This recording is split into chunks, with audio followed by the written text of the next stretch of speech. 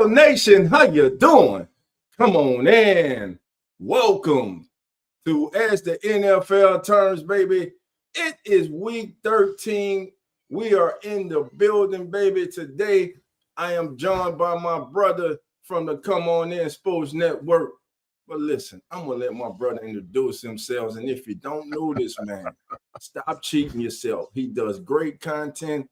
He talks all sports, especially in the state of Georgia, baby. Peach State, this is your man. Man, introduce yourself to the family. That's what it is. It's the 4-4 in the building, y'all. This is Emmanuel from Cowboy. Atlanta Falcons Pandemic, Atlanta Falcons Sports Fix, Pandemic Sports Fix. All those channels going to represent what Atlanta, what the 4-4 does. We're going to talk a great week, a great day of football, rather. A lot of these games are playoff implicated. So, it's going to be a great day of football, talking football. Let's get into it. Man, most definitely, man. Thank everybody for being here. We appreciate you. Hope you're having a wonderful holiday weekend. And like Emmanuel said, like Cowboy said, baby, we're getting ready for week 13. But listen, week 13, baby, it kicked off on Turkey Day, baby. It kicked off on Turkey Day. We had some good games, man. Listen, this first game, man, was I think, Emmanuel, I think this was one of the better games that I have seen Packers quarterback Jordan Love play since he became the starting quarterback for the Packers. What did you think about this game first from the Packers standpoint, and then we'll talk about the lines. I tell you, this is one of those games where I was like, well, man, I just didn't want to see those Cowboys on another Turkey Day. You know what I mean? They got two different teams in here. Of course, the Lions always are regular. But it was a great game. I mean, Jordan Love showed his perseverance in this game. And the head coach I forgot his name, for Detroit, he over play calling once again, and they actually kind of split assignments there. I don't know who called the first half, but the head coach, I think he called the first half, and the offensive coordinator called the second half. So they came in with a game plan, and they kind of fell short, but they made a good game out of it. It was a nice, very nice game to watch on Turkey Day. Yeah, it was a good game, man. Devontae Wicks, man, he had a big day for the Packers. And man, let me ask you this, and to everybody in the chat, what the hell is a catch in the NFL? What is a catch? Yeah. Now, I know they ruled it a touchdown, but I can watch that play 100 times over. The first Wicks touchdown in the corner of the end zone when he had 1 foot in, second foot clearly came down out of bounds, yet they ruled it a touchdown. When you saw that play initially, did you think that was a touchdown? I didn't. I have to agree with you. I did not think that was a touchdown. Of course, now you have to wonder now. And a lot of people are already saying that the NFL is fixed. So, I mean, it was clearly not a touchdown. But, referees said they have to have a definitive evidence to show that it was, they have to overturn the call. And they felt like it wasn't definitive enough. So they ruled it a touchdown. Right. So they ruled it a touchdown. And as far as the Lions go, I said this early in the season. That you don't just lose your two top coordinators and then everything stays the same. Coaching does matter, man. Despite what people think, coaching does matter. Most definitely. And I think right now you're seeing the effects of the Lions losing their offensive and defensive coordinators respectively, as Ben Johnson right now is head coach of the NFC North leading Chicago Bears. You got the Jets head coach. Help me out. Jets head coach. Former cornerback. Everybody help me out in the chat, man. Help me out. But you got him with a major rebuilding proclamation on his hand. And Dan Campbell, when I heard Dan Campbell was taking over the play calling duties, that right there told me and told me they are desperate. Yeah. They're in desperation mode in Motown. And just as fast as the window opens, the window can close. Exactly. Dan Campbell, knows football. There's no doubt about that. But when it comes to offensive football, no one has ever mistaken Coach Campbell for being one of the top offensive minds in the National Football League. Not saying the man doesn't know football, Right. but there's levels to it. So when I heard he was taking over, that kind of took me back. What did you think when you heard that Dan Campbell was taking over play calling duties for the Lions? Well, you're seeing more and more of that in the NFL.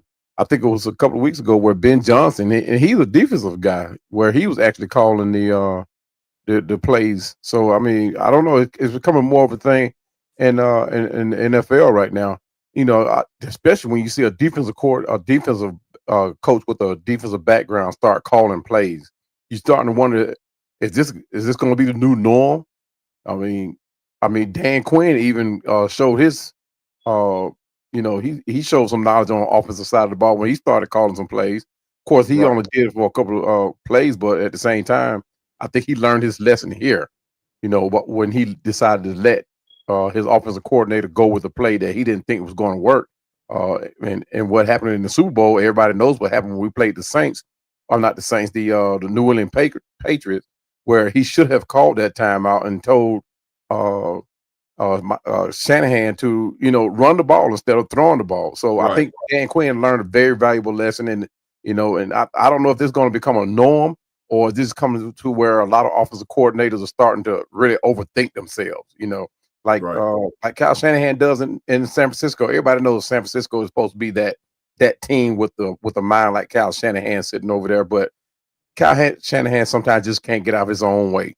But you got Robert Saleh over there, who's a former head coach, who's probably more of a mentor over here. He's been around for a minute, so they're probably leaning on each other for a lot of answers. So I hope this does not become a norm for the head coaching in the NFL. Just let the offensive coordinator do his thing. You hired him for a reason. Let him call the game. Let him call the game, man. And look, we got some people checking in. Mr. Who That Records, how you doing? He is in the building. Real Fast Sports Zach is in the building. Nine is in the building. What's going on, my brothers? What's going on, Nine? Of course, they're members of the Come On In Sports Network. Also, Cowboy, we got Fishing and Hunting Wildlife 42 says, sir, the Cowboys are the best team now. Jerry Jones is him. Sir, stop it. You done had too much turkey. You got turkey on the brain. Yeah. Cowboys, my second team. Everybody do that. But, man, stop it, man. Stop it, brother. Saying his judgment just a little cloudy.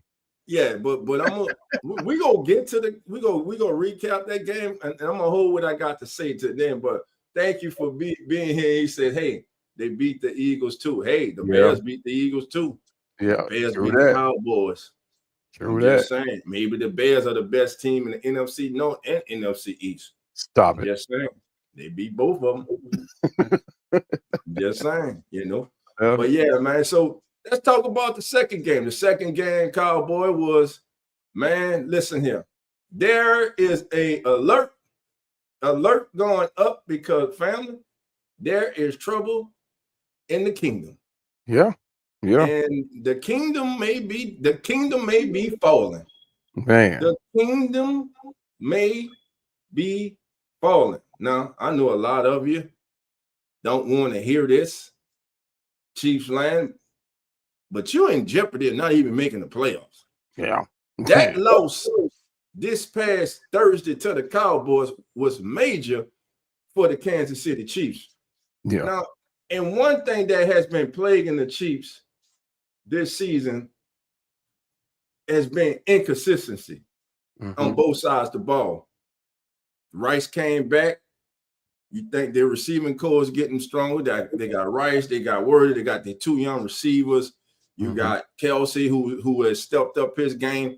But there's something missing with this year's Chiefs team. Yeah. And I'm trying to put my hand.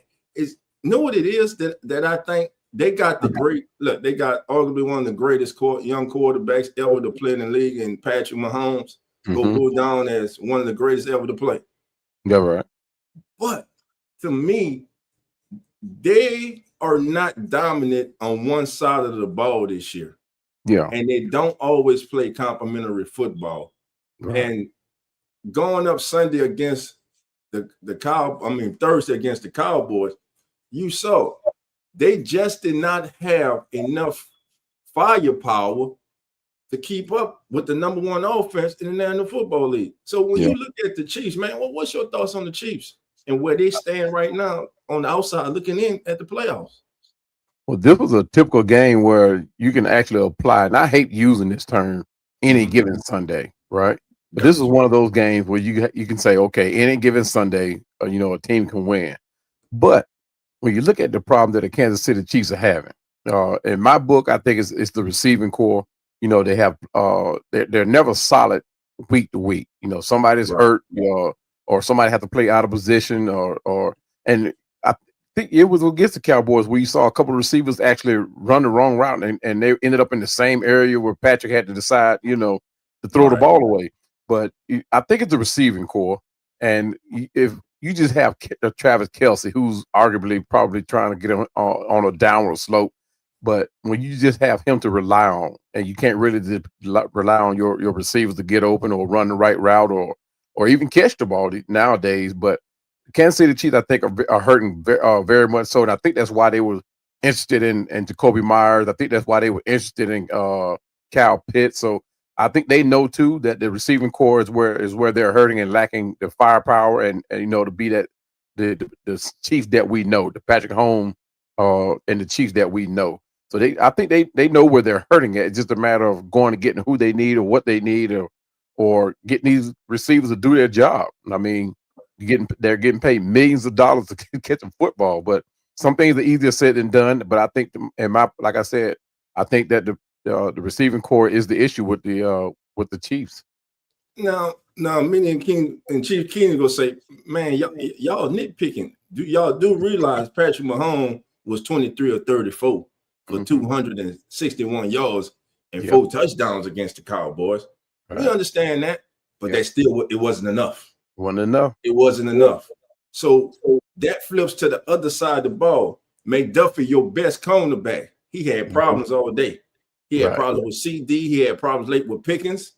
That's right. So, like I'm saying, right now, what the Chiefs are missing, we know Patrick Mahomes is a closer. That's right. Chris Jones, we say that Kelce is slowing down. Chris Jones, he flashed against the Cowboys. And everybody in the chat let me know, Chiefs Kingdom, let me know also. I believe that the Chiefs are missing that closer, that special player on defense. They don't have a TJ Watt. They don't have a Myles Garrett. They don't have a Michael Parsons. Yeah. I believe that's what they are missing on that side of the ball. And by the way, all 4 of those touchdowns that Mahomes threw this past week against the Cowboys Thursday, all were to the receiver in the slot, which was the most by any quarterback in a game since week 4 of the 2020 season. Right. So, and speaking of the Cowboys, you might not want them in the playoffs. I'm gonna tell you why. I know you don't like the boys, baby, but let me tell you why. I'm gonna tell you why. It's that offense, bro. But not just that offense.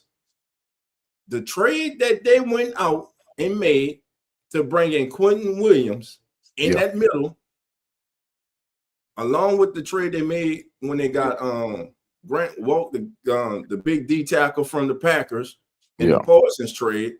Then they bring in Logan Wilson.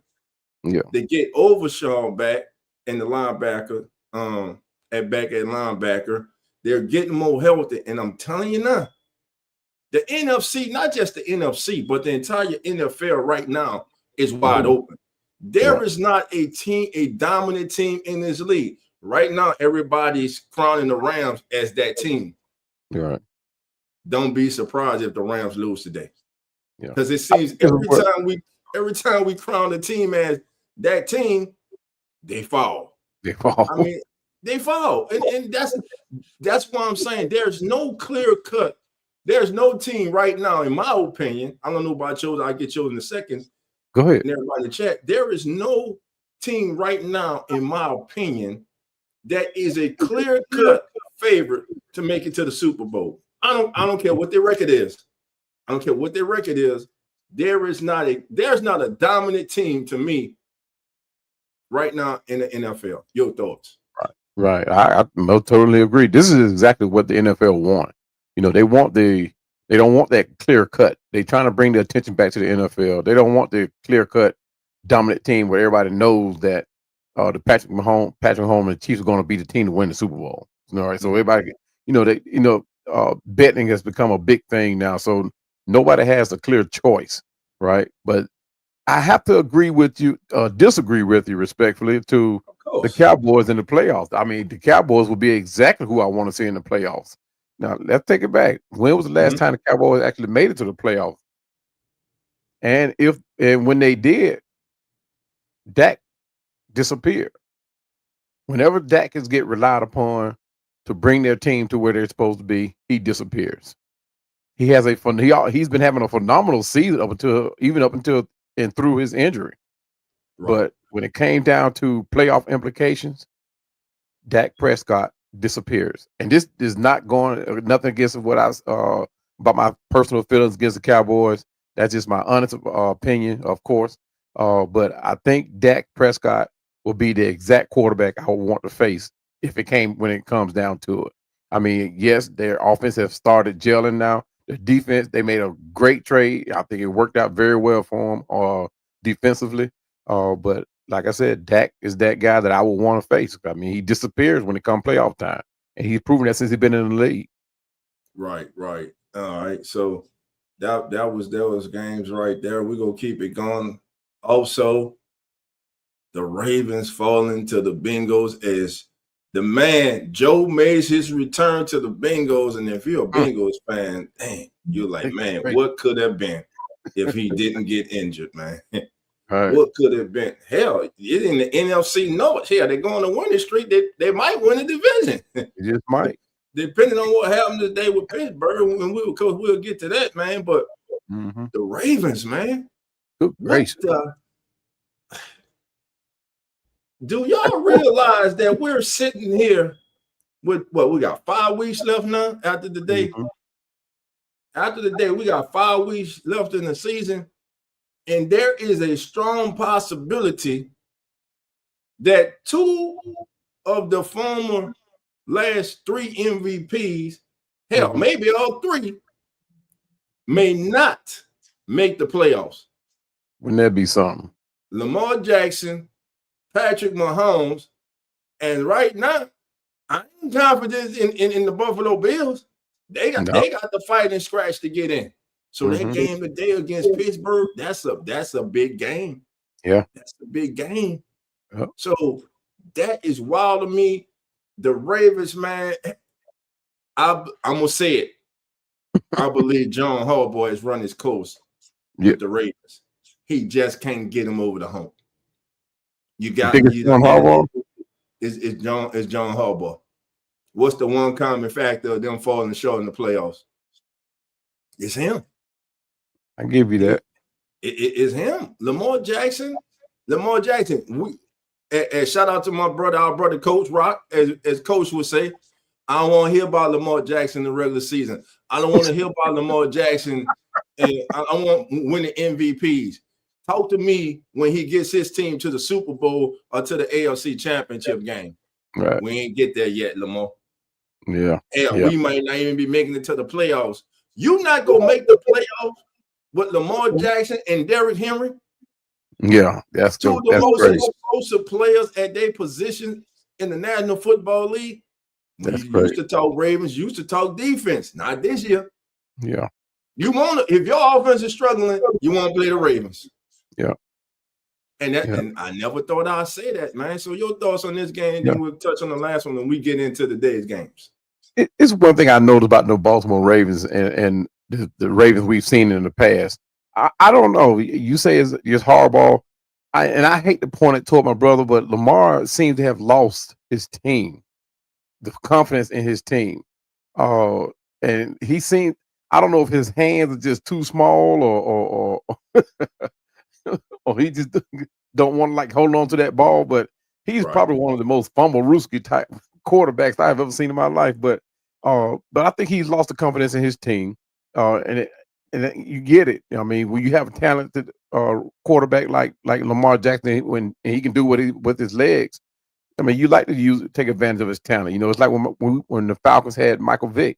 You know, Right. they relied totally on his legs and what he could do for the team, and not making him a quarterback. And I think that kind of hurt Lamar, especially when he started losing weapons and they started trading away players. But I don't think he has the confidence in his team anymore.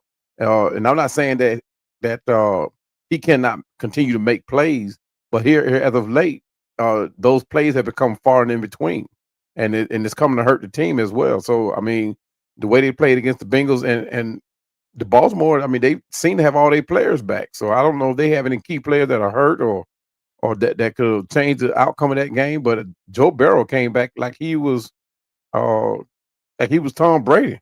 You can Right. say that. But yeah, that's Lamar just to me, man, just not the same Lamar of old. I don't think it's age because he's still young, you know. Right. So and I'm not gonna say it's that. I think he just lost the confidence in his team. But his play lately, he had what the last game, he has had more turnovers than touchdowns in the last game. So Yeah. his play has dropped also Hmm. significantly Yeah. so far. So just at the beginning of the season, I'm gonna just say this: no one saw this. No one saw the Ravens Yeah. or the Chiefs being in the predicament which they are right now. Of Now course. let's go to Black Friday, man. Listen here. There is not, and I'm gonna say it right now, other than those who are adamant, diehard, Windy City, Chicago Bear fans, there was no one. And don't come on here lying. Don't lie in the chat saying you did because you're a lie. That thought the Chicago Bears would go into the city of brotherly love and just lay an old-fashioned can of whoop you know what on the Philadelphia Eagles. Matter of fact, they just lined up and played bully ball. They sure And the did. Eagles with the Super Bowl champions. Yeah. Ben Johnson, he's in the locker room. He's Yeah. taking off his shirt, baby. He is flexing. The Bears Right. are flexing on the NFC, baby. They're Yeah. letting you know we are here, baby. Y'all gonna have to deal with us. Yeah. Yeah. Congratulations to the Bears, their first winning season since 2018. You got your franchise quarterback.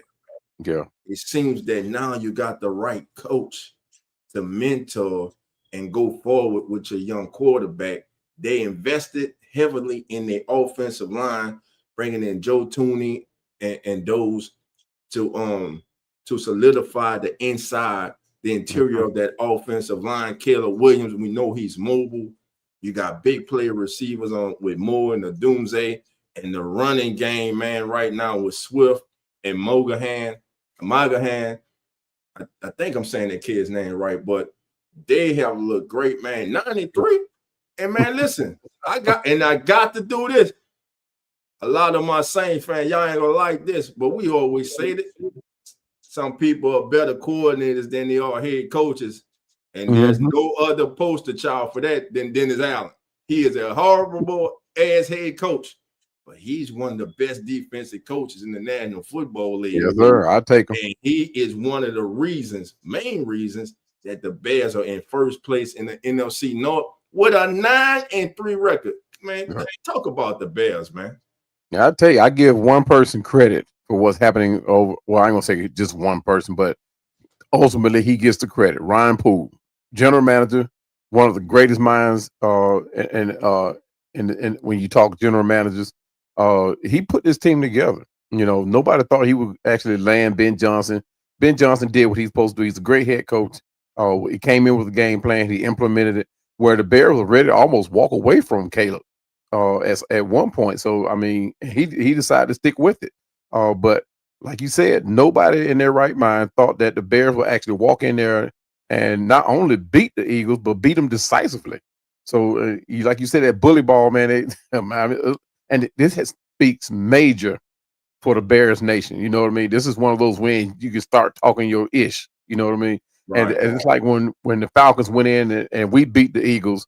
Of course, it was done through a mistake, but we capitalized on it and pulled the win out.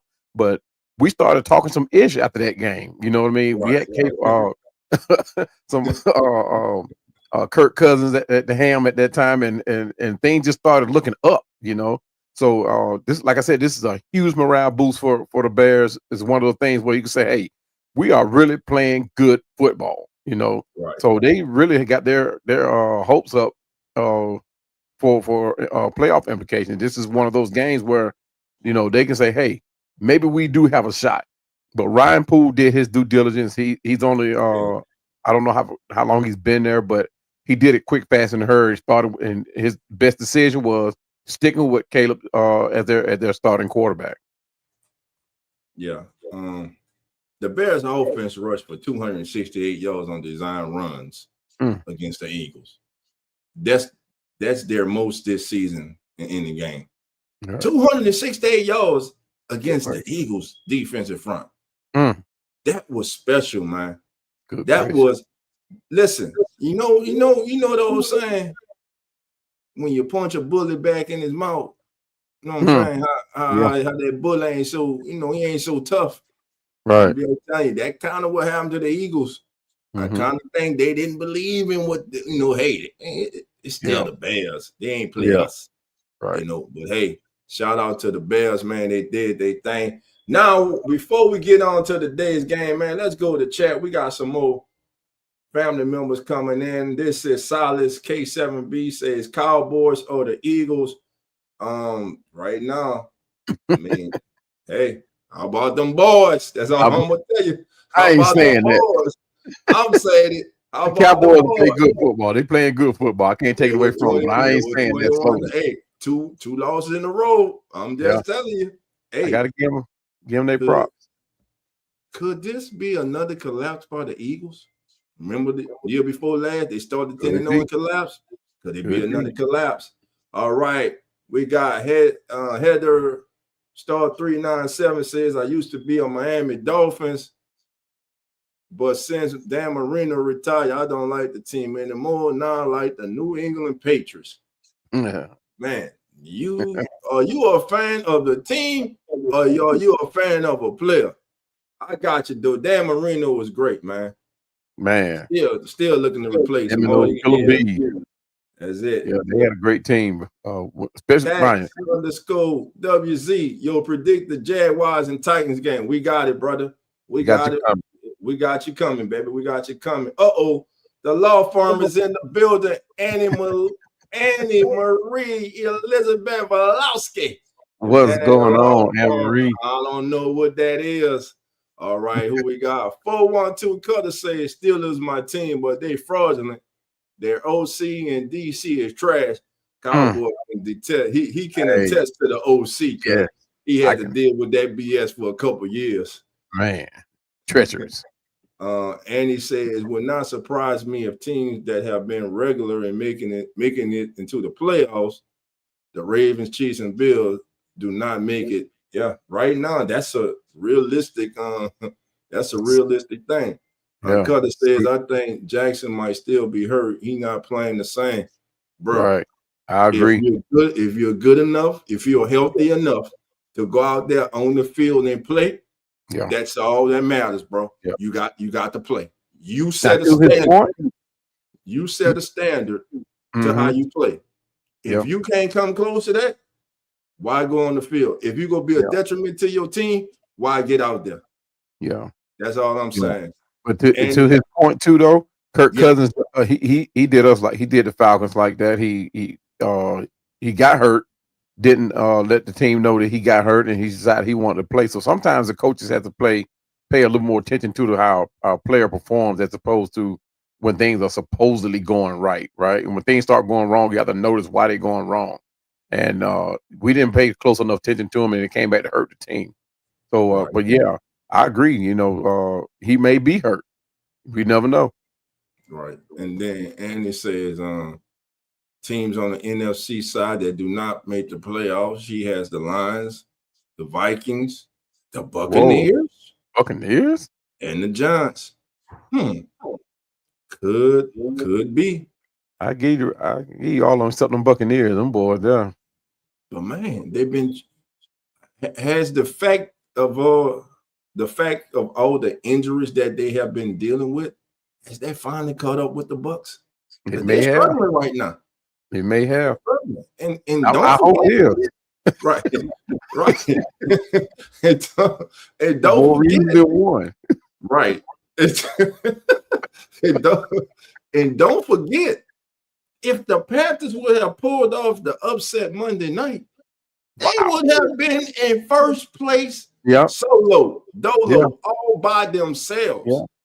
So quickly it turns. I'm telling you, the NFC South, at one time it looked like it was the Bucs all day long. Nah, it's gonna be a dogfight down the stretch. Yeah. I agree. And he also says, now we got Cutter comes in. Cutter says, yo, the Bears, the truth, them dudes balling. Yeah, man. And they're taking away the ball. Dennis Allen has them guys flying around on defense. Ben Johnson has Keller Williams playing good football. I love their tight ends, man. Both of their tight ends, Clement and Loveland. I love their selection. Their running game has been gone. So again, it goes back to the offseason. You gave shout out to the GM for solidifying that interior of that offensive line, man. And it's paying dividends for the Bears right now. And it's also, I'm going to say this as a fan of the National Football League, it's good to see the Bears good again. Yeah. You know what I'm saying? It's good to see the Bears good again. All right. All right, family, we're going to get to it now. Let's get to it. First game on the docket, baby. Here we go. It's the L.A. Rams taking on those Cinderella, unpredictable Carolina Panthers. You got the number 1 seed currently going against the team that's on the outside looking in as the number 10 seed. Cowboy, I'm gonna start with you, then I'll give my insight on this, man. How do you see this game, and can Carolina pull the upset? The way Carolina been playing, I mean, they could very well do it. But the Rams, they're looking to solidify their playoff spot. They're arguably the hottest team in football right now. So, but the Panthers, they can be a bit inconsistent. But for some reason, here lately, the Panthers have been finding ways to pull out big wins. But for the LA to win, Matthew Stafford, he has to avoid those turnovers.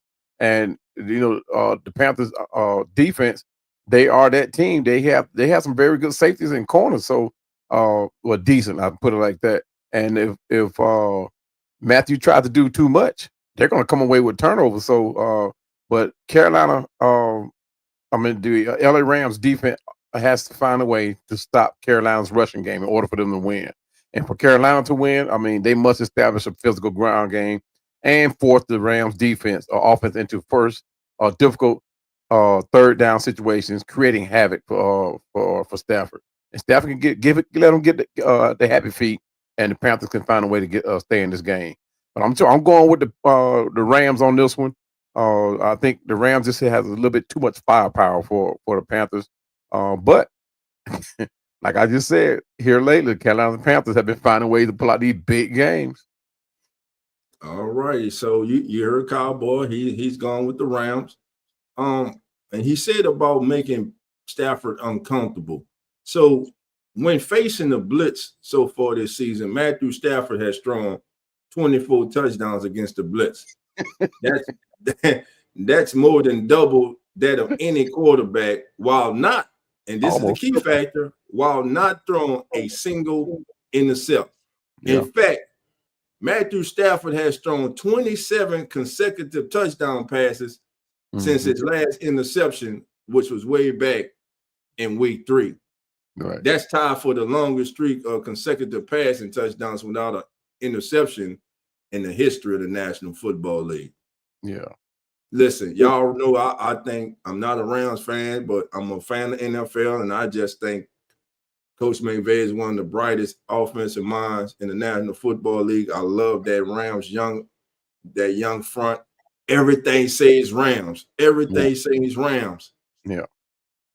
I called the upset in Green Bay. I'm calling again, baby. Right now, I'm starting early. Your boy Dolphins called. I'm going lone wolfing. Oh man. Let's go, baby. Panthers upset the LA Rams in the National Football League. Taxi-turvy, up and down turnstile season continues to go. Everybody keeps scratching their head like, what the hell? I'm telling you, the Panthers pull off the upset at home today over the LA Rams. Give me the Panthers in the upset. Let's go, Cowboys. Let's go to the 49ers against the Browns. Oh, this game right here, baby. Oh, the intensity has gone up because he's getting his second start. He's getting his second start. For all you Shador lovers, this is it. He has a chance to prove it. Hey, you get a second start. They must have liked a little something they saw. Oh, yeah. Can you hold on to it? Can you build on it? But today, you're going against the San Francisco 49ers. And we understand this ain't the 49ers defense of the prior years. You know, they got a lot of injuries on that side of the ball. But the 49ers are still 8-4. Yeah. Still a good football team. Still have Kyle Shanahan on that sideline. Still have Mr. Do-It-All in McCaffrey in the backfield. Yeah. These kiddos at tight end, and they're getting helped on offense. Yeah. Can the Browns get enough out of their offense to defeat the 49ers? Because I believe that Browns defense, which is one of the best in the National Football League, and the Incredible Hulk, that's what I call Myles Garrett, the Incredible Hulk.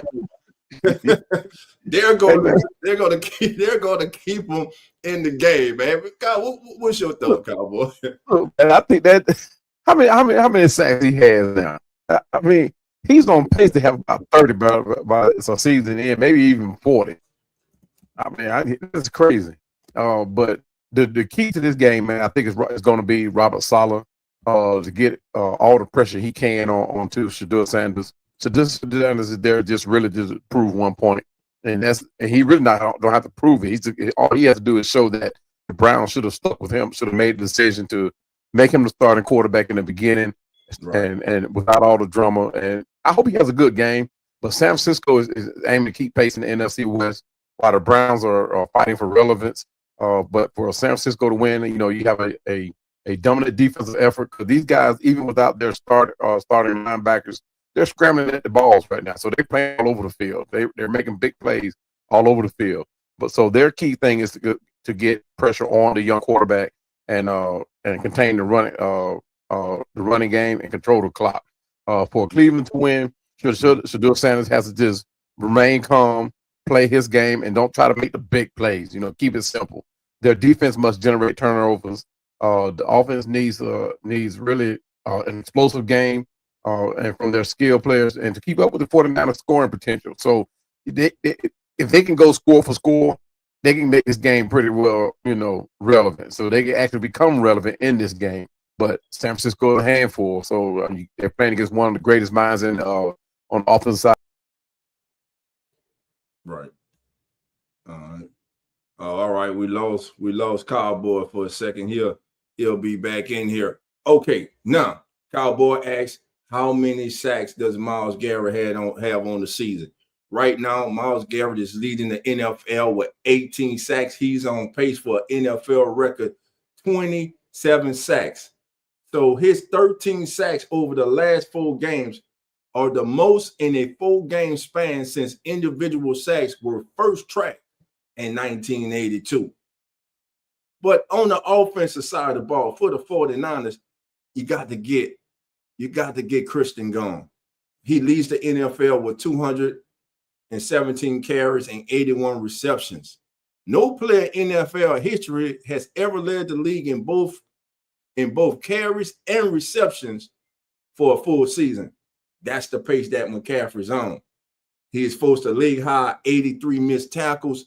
Long story short, Christian McCaffrey is going to have to be big today. The 49ers, to me, are going to have to establish the threat of a running game. It may not be that successful, but sometimes just the threat and your willingness to stick with the running game does just enough to make those safeties and linebackers suck up enough so you can hit them over the top. You hit them over the seam. And, coach, you got Kittles, wide receiver core is healthy, man. I don't believe that the Browns, though they're at home, I'm going to call me crazy. You know what, family? Call your boy dog crazy today. I'm going with another upset. I'm taking the Cleveland Browns over the San Francisco 49ers. That's right. The Browns shocked everybody today, baby. They get past the 49ers. Brock Purdy did throw 3 interceptions his last game, even though they won. I'm just saying, you ain't going to always be able to do that. And you're playing against the NFL sack leader and one of the best defenses in the National Football League, a team with a little pep to its step because there was a QB change, baby. Let's see if the Browns can ride that momentum today against the 49ers. I think they can. So I'm going with the Browns to win the day. All right, next game on the docket, baby. It's the Houston Texans. AFC South is in the building, baby. Houston taking on the Indianapolis Colts, the third seed currently in the AFC playoff picture. No one saw this coming.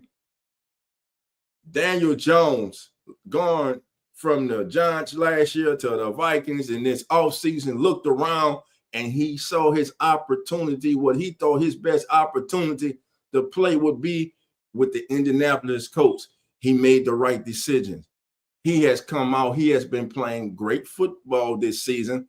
Now, he stumbled a little lately, no doubt about that. But, man, you got the number one guy right now, to me, was him and Matthew Stafford and Drake May. Those are my top 3 MVP candidates for this season because I think they all 3 have been balling crazy. And Jonathan Taylor. Houston is the number 1 defense. Coach must run the ball. Must run the ball. Daniel Jones must keep players alive with his legs. Go have to scramble a little, pick up a couple unconventional first downs to keep those chains moving. Even though C.J. Stroud is expected to be back today, I have just not been impressed this season with the offensive performance of the Houston Texans. In fact, it has been disappointing. It just plain out disappointing, their performance. You got the number 1 defense in the league. You got same young talent. You added some talent. You got good tight end in Dalton Schultz. You got good wide receivers. You got a running game. What's going on with the Texans? They're just not getting it done on the offensive side of the ball. Colts at home, I think the Colts and that Colts defense is one of the more underrated defenses. I'm going with the Colts today. I'm taking the Colts at home over the Houston Texans. Colts solidified themselves. They stamped themselves as the best team in the AFC South and one of the better teams in the AFC. And though they lost that game against Kansas City, I kind of think they kind of made that stamp. They got the stamp of approval in that game, but that's just me. All right, Cowboys back with us. Cowboy, we're here. We left out on San Francisco and the Browns, and we're now on Cleveland and the Colts. So if you can, just give us your thoughts right quick on who you think wins that Browns 49ers game, and then the current game we're on the Texans and the Colts. I'm gonna have to stay with the running game of San Francisco 49ers. McCaffrey's running on a high right now. He's become the 3rd running back, all-time running back now. He's ahead of Walter Payton now. So I think they're gonna keep riding that horse until it falls off. Gotcha. All right. Houston and Indianapolis. you talk about games that has a huge playoff implication, right? Right. And every game today really is going to have a playoff implication. This is one of them, and this is you talk about the on both sides. Although I'm picking Indianapolis to come out on ahead of Houston, but Houston, the passing game for them, is led by their young quarterback. But he needs to exploit the Colts secondary, which is easier said than done. And their defense must stop Jonathan Taylor. Another job that's going to be hard to take. So, but for Indy to win, they have to run the ball effectively with Jonathan Taylor and rely on their stout defense to limit Houston's big plays. But I'm gonna go with the Colts on this one. Okay. Yeah. All right. So Cowboys going with the Colts. Everybody in the chat right now, we need you. Hey, this is a fan-friendly. This is a family show. You family. So family, we want to know your thoughts. Who you got in this game? Colts, Texans, put it in the chat as we move on to the next slate of games. Oh, man. Do I really have to do it? Do I really got to do it? Well, yeah, I got to do it. I love my team, baby. I'm black and gold from the cradle to the grave. But my God, man, I know we're in the rebuild, but man, it's tough, brother. I tell you, it's tough. You think it's tough right now? It's tough right now, brother. It's tough right now. We had a bye week and came back and scored 3 points last week. Oh man, I don't know what's going on, but listen, I know we're in the rebuild. All I'm looking for today is to see steady growth from Tyler Shuck. Mm-hmm. I'm not expecting us to win this game, but then again, we are playing the Dolphins, so you never know what happens with the Dolphins. Exactly.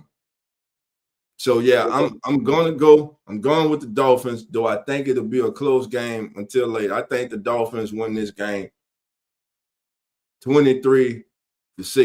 I'm being kind of us even scoring 16. We scored 3 last week, so hell, we scored 16. That's an improvement. Your thoughts on this game, Cowboy? I'm actually surprised you went with the Dolphins. I really am, but I mean, you know your team better than I do. But both teams are struggling right now, making this one of those games, a desperation game, much like the games you guys played last week against us, against Atlanta. But for New Orleans to win, they need to play very disciplined football, making a mistake-free game, lean on the defense, keep the score low, and convert on the red zone trips. I think that boy, your quarterback, young quarterback Tyler Shaw, that is what I'm going to be watching. Just like you, I'm going to watch and see his growth. And from what I saw when he played Atlanta last week, man, I see a lot from this kid. And I think he did learn a lot from that game. But for Miami to win, their defense need to create pressure, which I don't think they're going to be able to do. And the offense must find a rhythm early to leverage their home field advantage. And surprisingly, I think Miami has lost more fans than they have games. So I mean, this thing here is one of those, like I said, desperation games, has no playoff implications, but I think New Orleans pulled these games out. Wow. All right.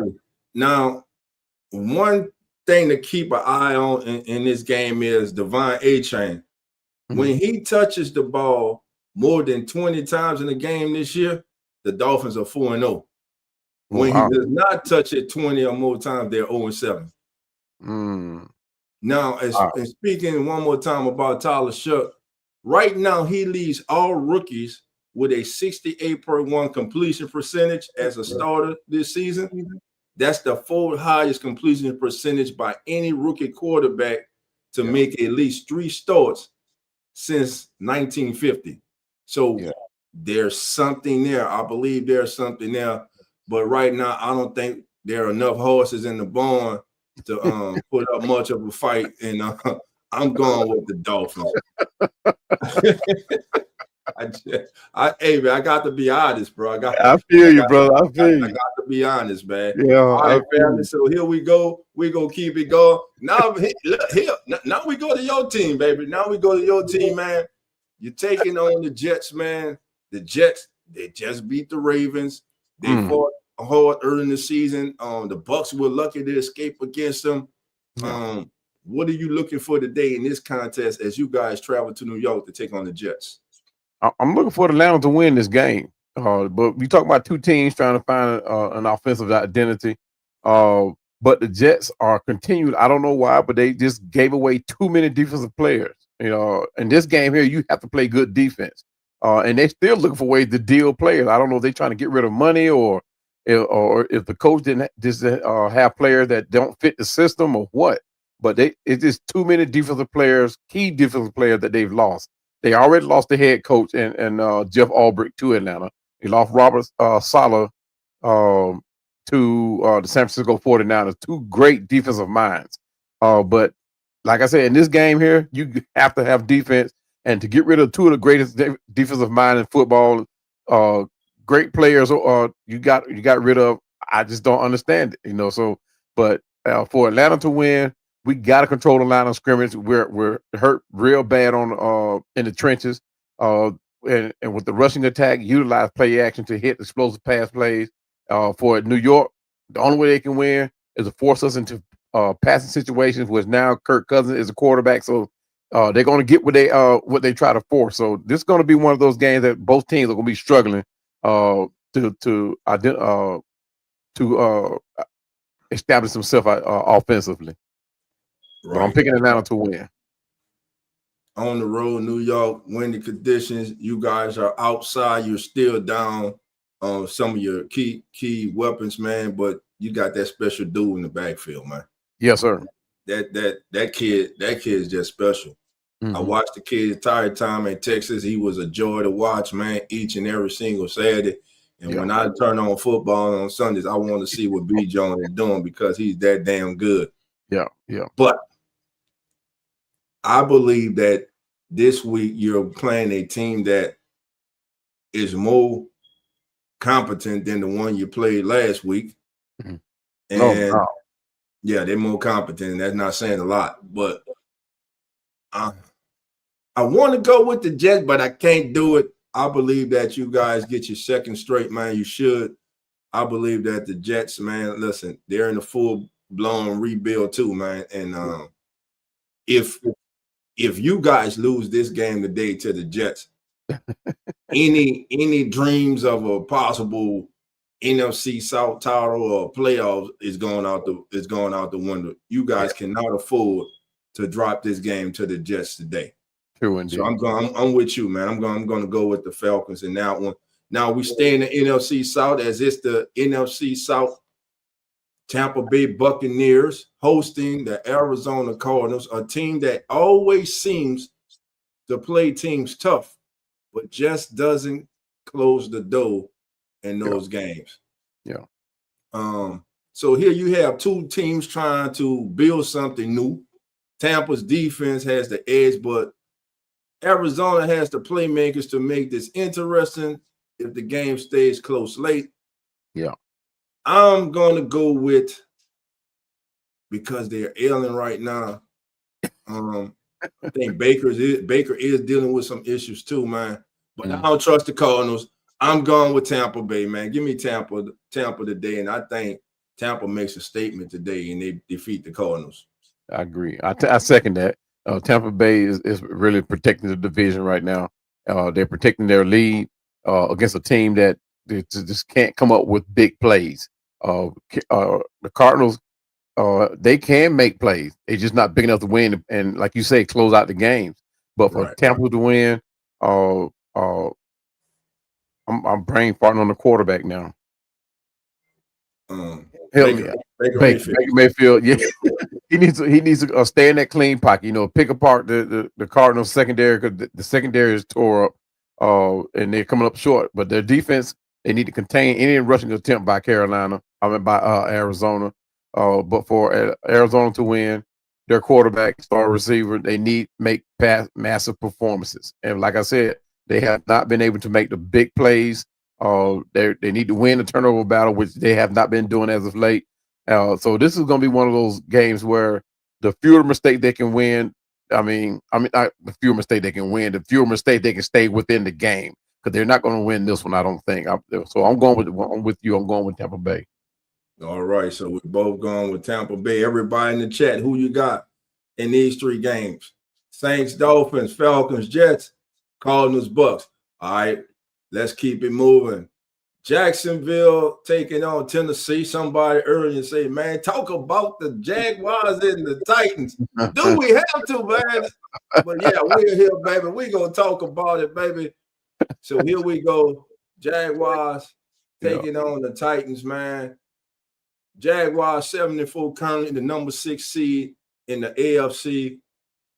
Taking on right now the Tennessee Titans, who could have the number 1 right now. They are in line to have the number 1 pick in next year's upcoming draft for the second consecutive year.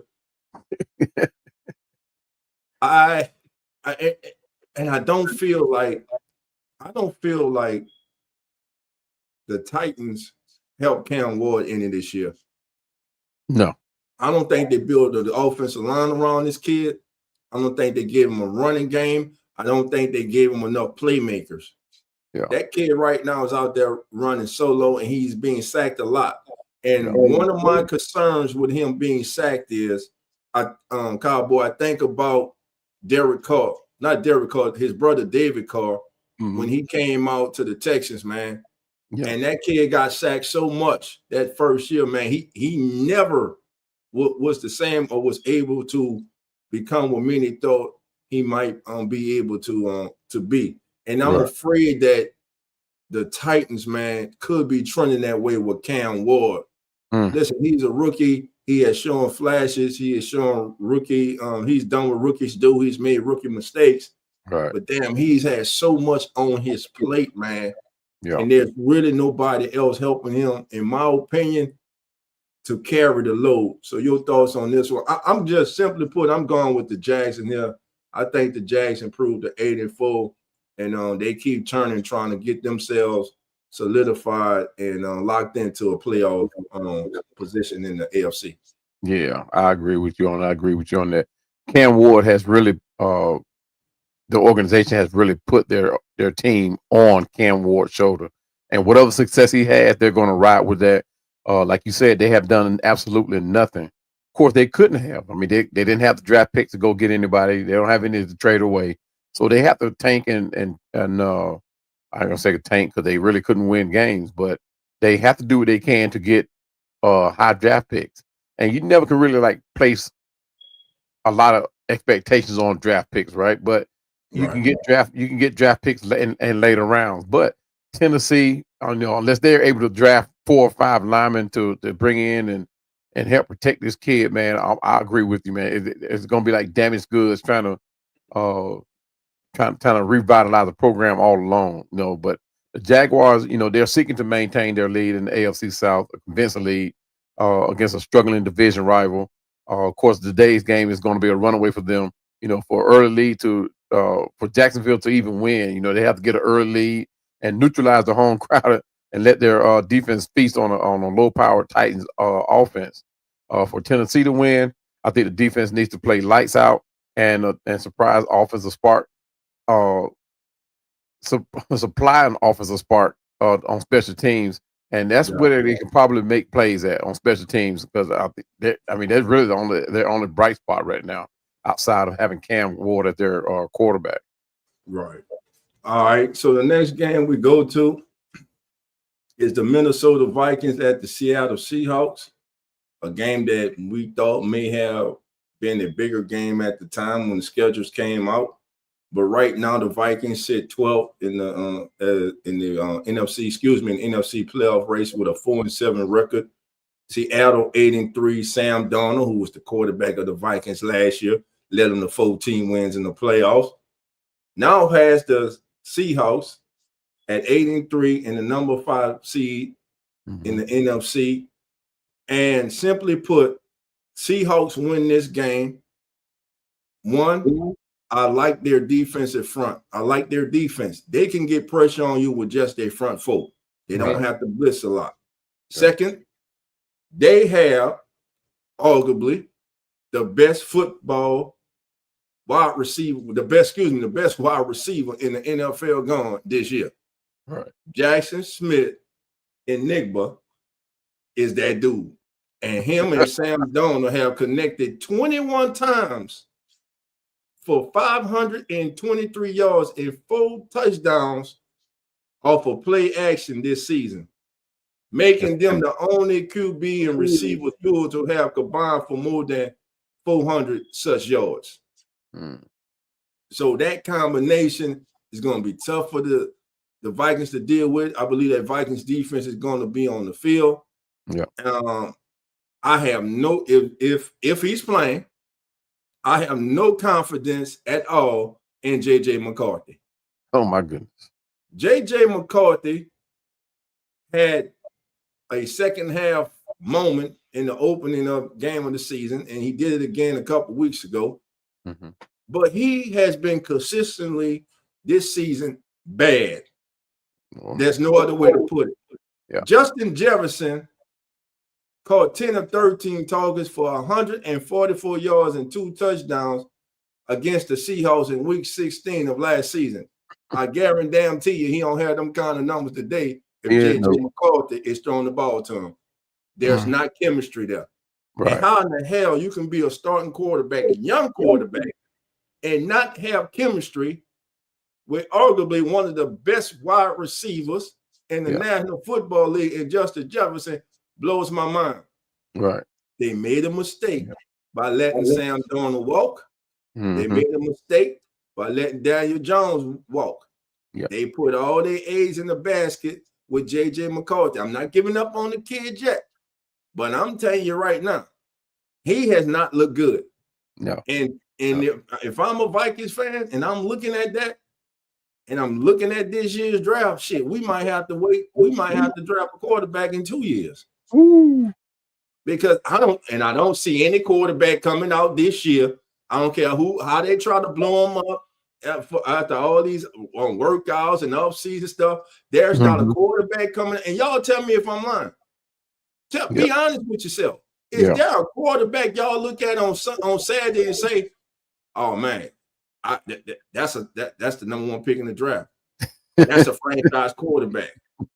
Come on, man. He don't exist. Right. He don't exist. So I get your thoughts on this game, Cowboy. Yeah.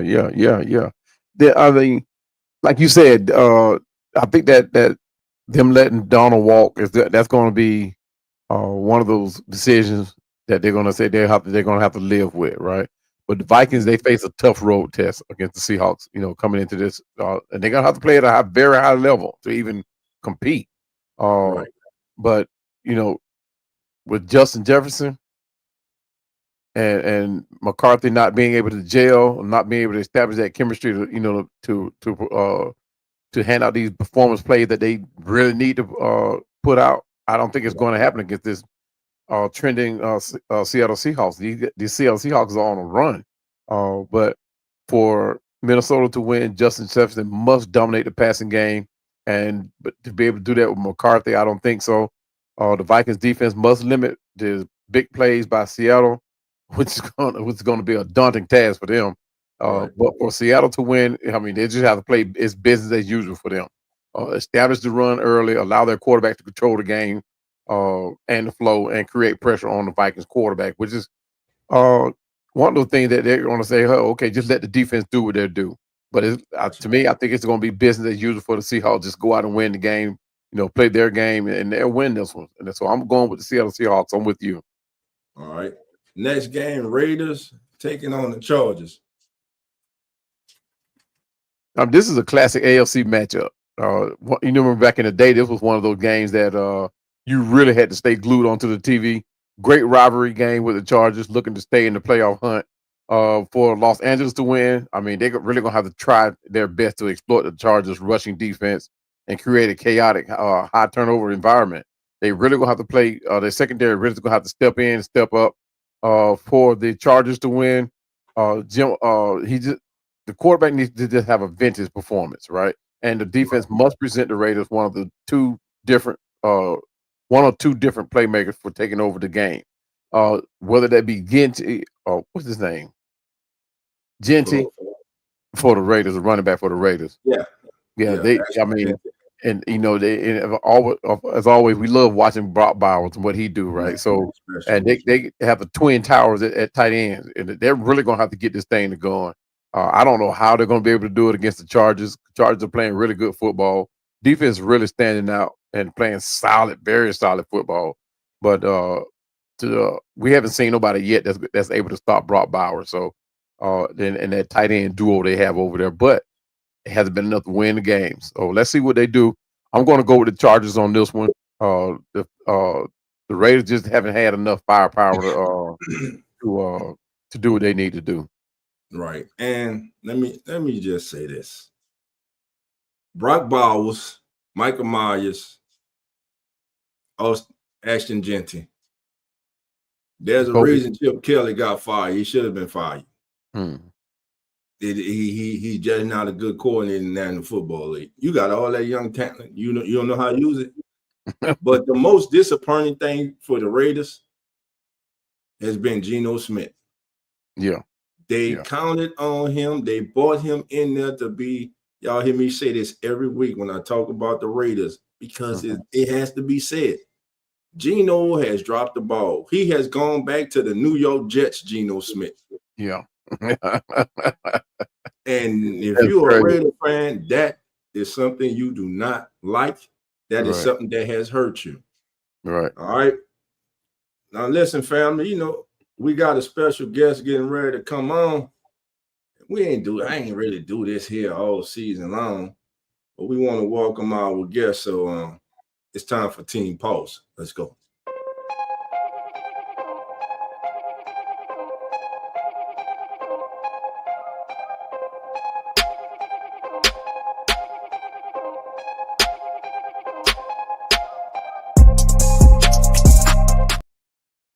All right, family. Joining us now is a young man that joined my channel years ago. Now his voice is all deep. I believe he's shaving now. He has his own podcast called Hurricane Mike that he does with Big Hurricane. He's category 5. His dad's category 4. They do great content. They not only talk about his and his dad's favorite team, but they talk about the world of sports, man. Welcome now to the stage, the host of Hurricane Mike's podcast, the one and only Hurricane Mike himself. Mike, what's going on, man? Welcome to the show, my brother. What's good, Hurricane? What's going on with you? How you doing today, Mike? I'm doing well, man. How about yourself? Doing good, man. How has your holidays been, man? You and the family, man? It's been good. Can't complain. Can't complain. There you go. That's right, man. Look at it. Varston got all deep on me, cowboy. I hear you. Growing up on me, man. Well, Mike, man, listen, I appreciate you coming through, man. Hey, you're a special guest host, man. So, who you got in this game? Raiders and Chargers, man. Who you going with? Honestly, I actually got the Raiders fall off an upset today. Okay. Yeah, and I'm gonna tell you why. Because the Raiders, right? Have they been good? Far from it. Okay. And the Chargers, have they been good? Yeah. But here's why. If you know football, divisional games, they never go the way you think they're gonna go. Right. And also another thing, the Chargers, they are the most confusing team in the league. I don't know if they're good or not, to be honest with you. And the Raiders, usually when you fire a coach, that sparks energy into the team that fired the coach. Like, look at when the Saints fired Dennis Allen. They originally had that guys competing, and they won 2 games in a row. And I'm pretty sure when the Jets fired Robert Saleh, that team was still garbage. But they started playing better. So I think the Raiders are going to play better today because they're playing the Chargers. They want to win this game, and I think the Chargers are going to get caught off guard. They're going to be basically what the Panthers did to the Saints. They're going to be caught off guard, and I think the Raiders are going to sneak them when they least expect it to. All right, so that's actually a good outlook on that. I didn't even take into account that the Raiders had just fired and fired their head coach. So that's not the head coach, the offensive coordinator, Chip Kelly. Coordinator. Yeah, I mean, I didn't know.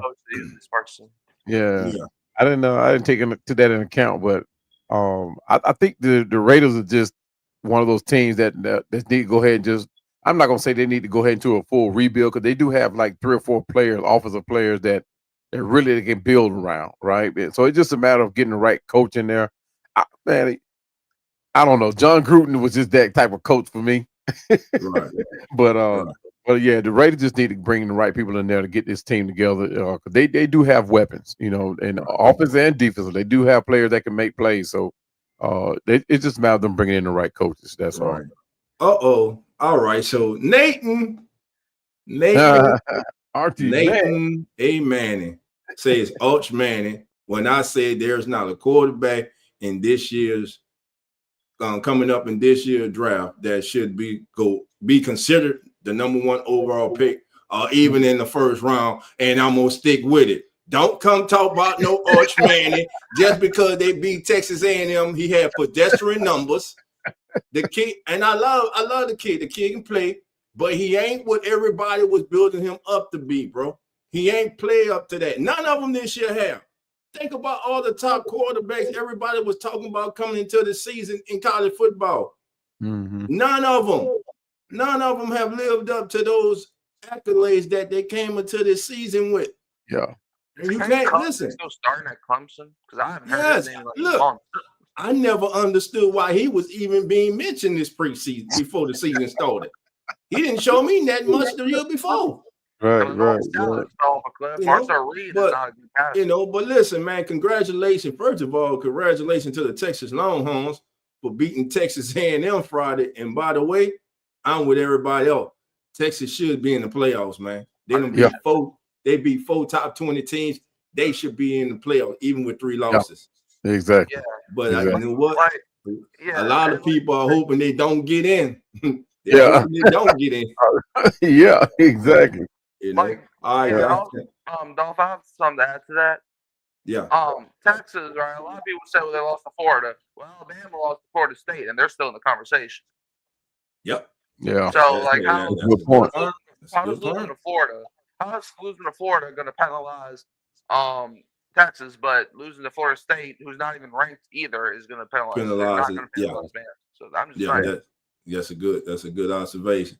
All right, it's time for, as the NFL turns, game of the week, the Buffalo Bills taking on Pittsburgh Steelers.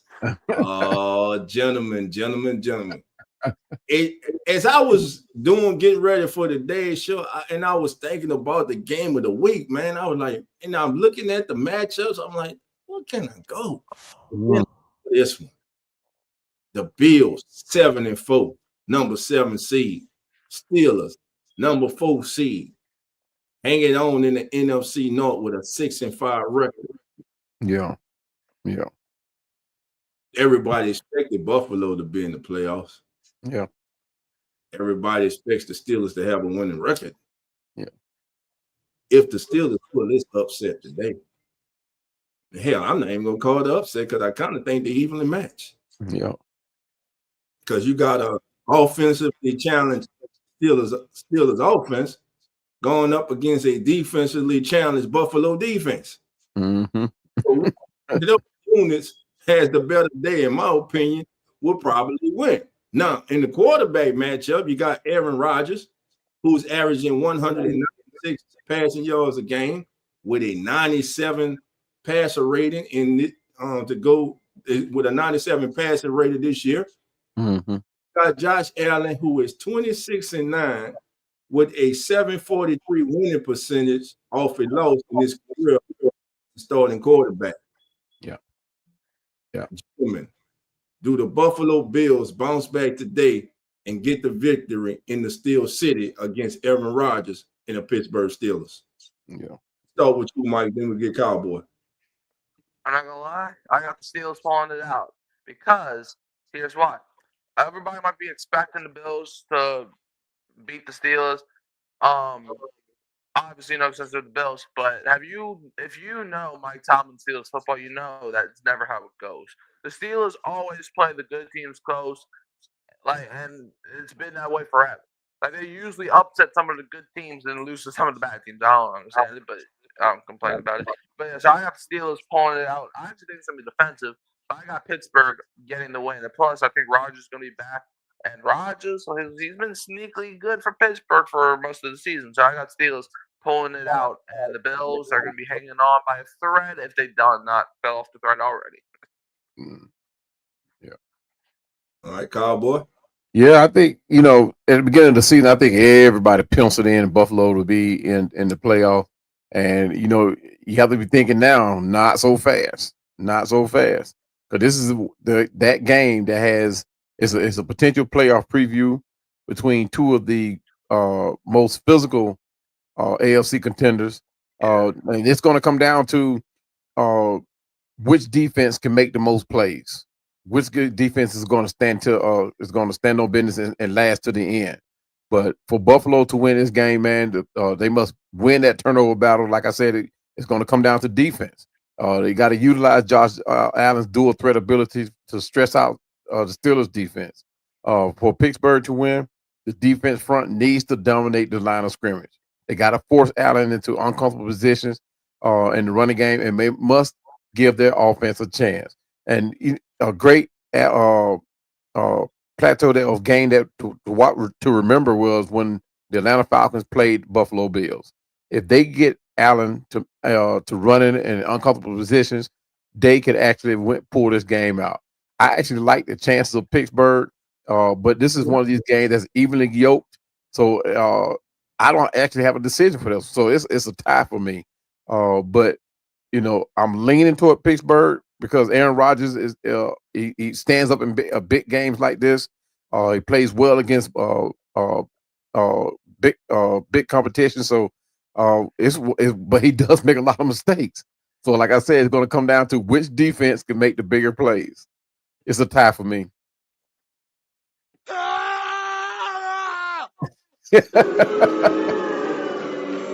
Hey, you got to pick somebody, cowboy. You Come on, man.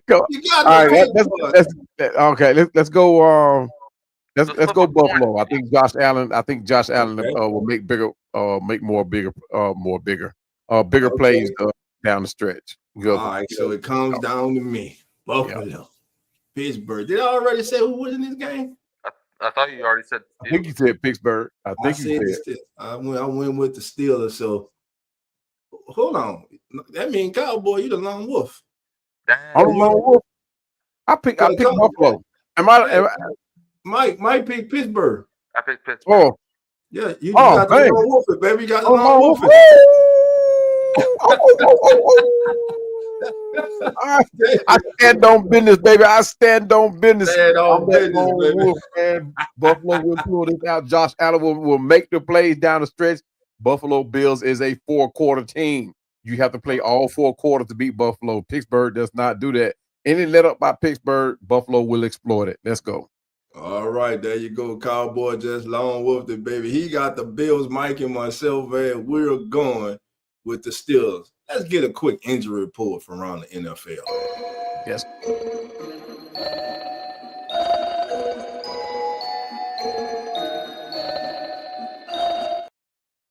All right, looking around the league, some notables not playing today. First in the Rams and Panthers game.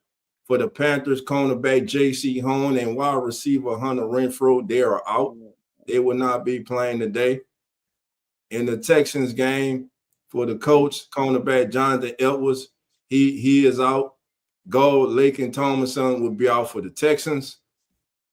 As we go to the Falcons against the Jets, for the Falcons, Drake London, Kadero Hodger out once again for the Falcons. Got a host of players. No significant big name. Penix is out. Yeah. Oh, yeah. And of course, Penix is on injured reserve. He's out for the year. Yeah. Now for the Bucks and the Cardinals, in that game, looks like they're gonna get healthy, man. There's a chance that we see the running back for the Bucks, not White, but what's his name? Yeah, we see Bucky Irvin today in the lineup for the Packers. I mean, for the Buccaneers. That'll be a good addition for them. Let's see.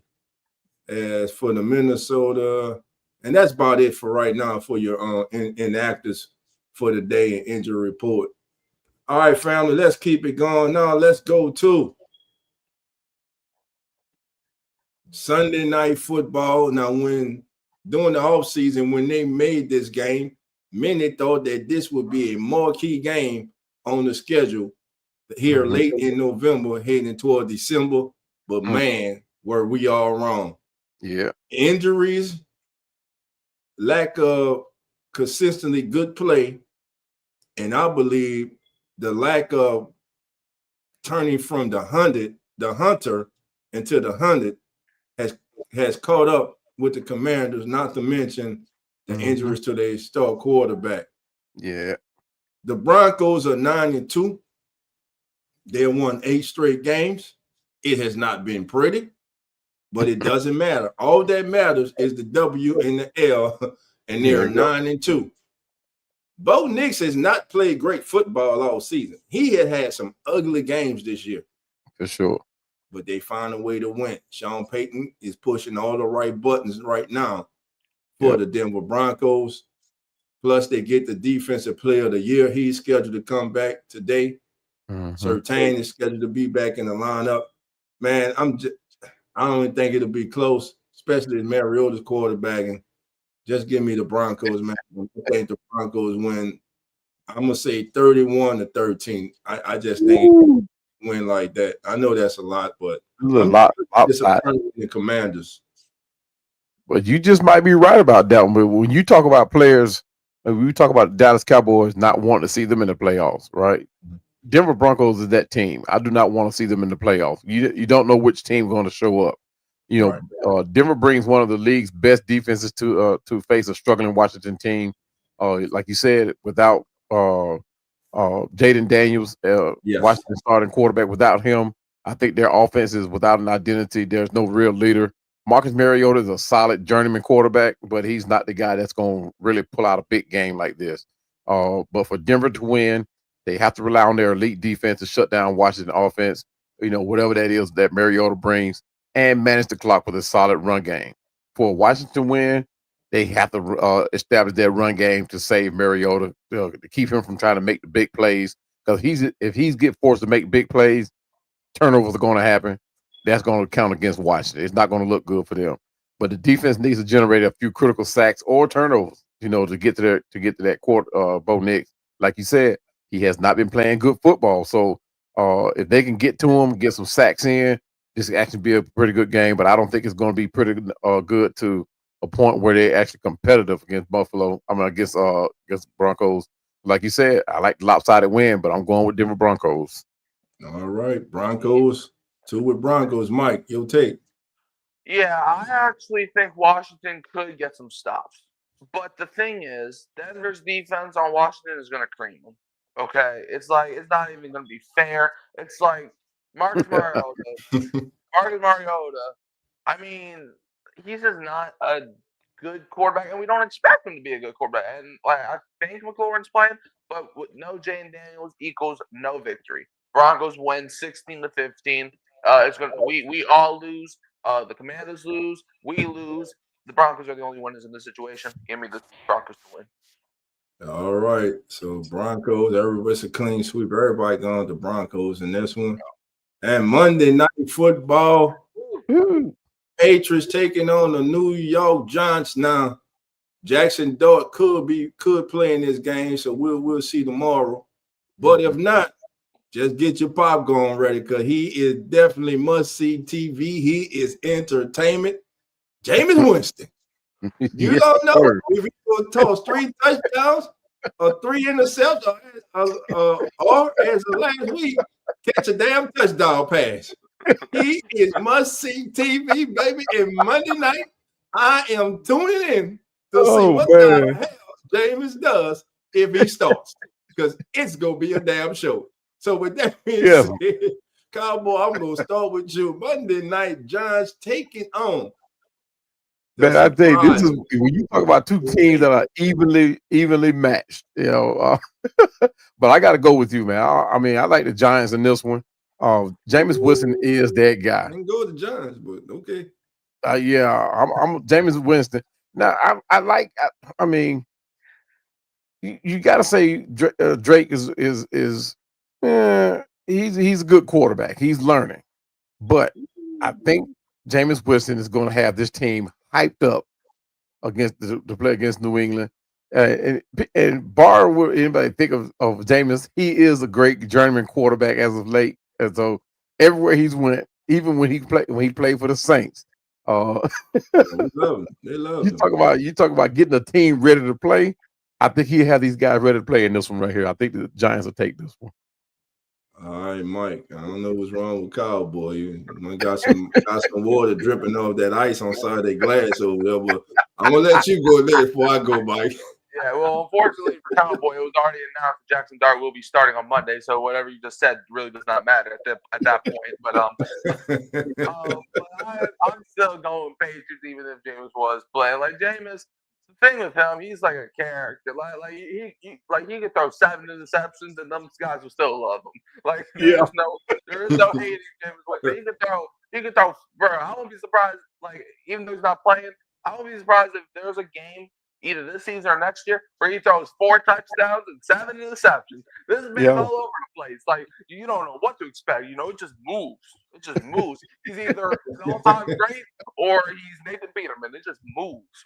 But but I'm going Patriots to win. I think the Patriots are riding off of a lot of momentum. Plus, coming off of a bye week, they're 10-2. They're fighting for that 1 seed. I think they're gonna be locked in now. I think the Giants will keep it close, but I don't think the Giants are going to be able to win when it matters down the stretch. Give me the Patriots. All right, man. So, family, that's going to do it for our picks for the week. Want to thank everybody for joining us here on As the NFL Turns. Did I go? I'm going with the Patriots, man. I just I think that I believe that Drake May is one of the top MVP getters this year. I believe he should be in that category. I believe it's him, Jonathan Stewart, and Matthew Stafford. I believe, and Ford is Jackson Smith and Nick, but we know that award should be called a Quarterback of the Year award because they always get a damn MVP to a quarterback. So,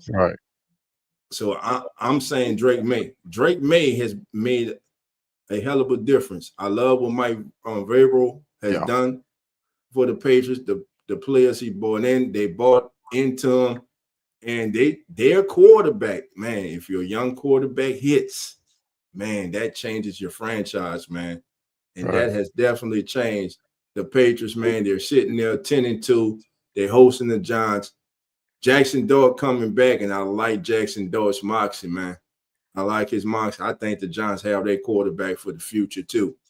Yeah. But we'll see who the coach is next season. But for this game in Foxborough, give me Drake May and the Patriots, man. I don't think they stumped their toe against the Giants, and I think it'll be competitive. But I think the Patriots put it out in the end. I'm gonna go Patriots 27 and Giants 23 in that contest. 20-17. Yeah. So now it's time, family. I want y'all to get ready for one of the most exciting segments in all the sports media. But hold on, it's a little too quiet in here. I know my boy Carlos is not here.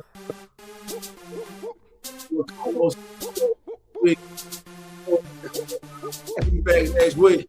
But we're getting ready, baby, for that segment that everybody loves, everybody in the chat. I need you right now, baby. I need you to put your thinking caps on, baby, because it's time. It's time for us to reveal our straight balling players of the day.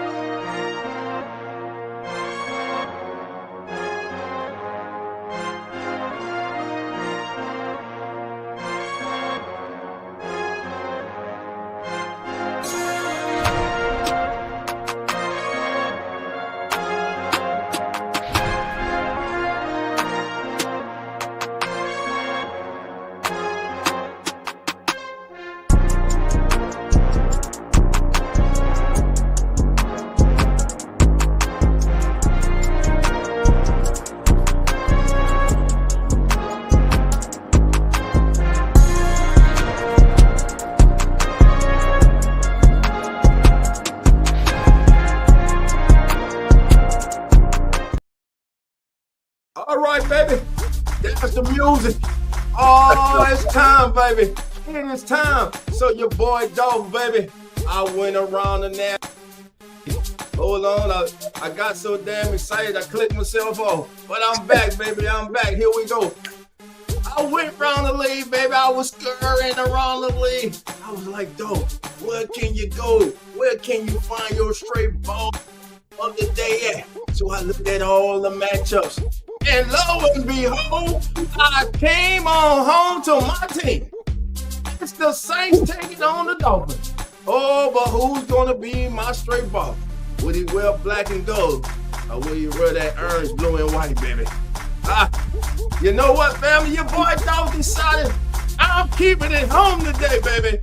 I'm going with my young quarterback, Tyler Shuck, to bounce back today, baby, and throw not one, but 2 touchdowns and get 1 on the ground.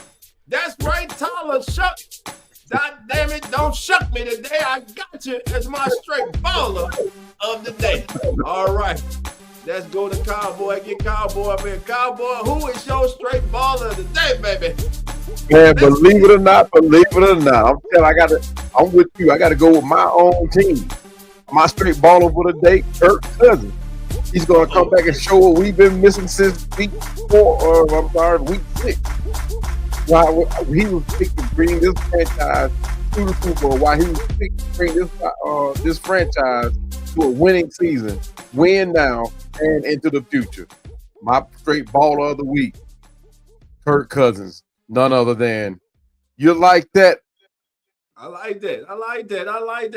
Hold on, Mike. The music go replay is about to start again.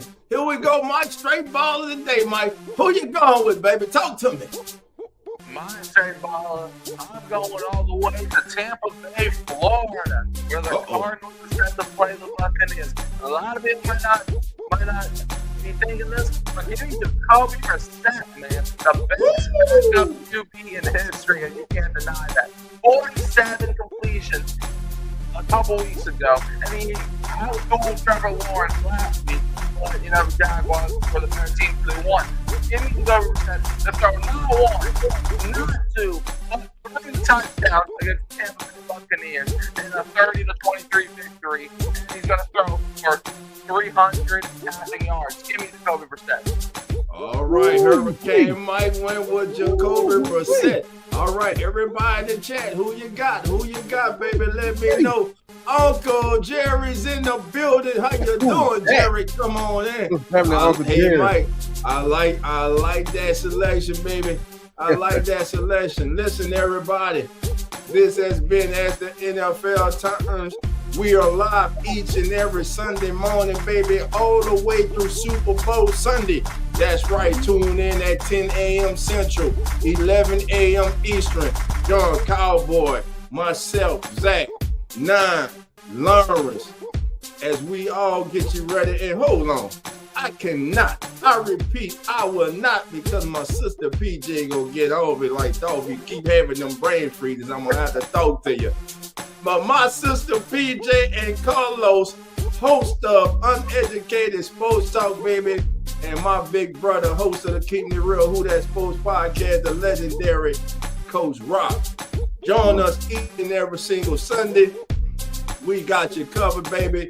Also, family, you can follow us on Playback TV for all our NBA lovers out there. Playback TV.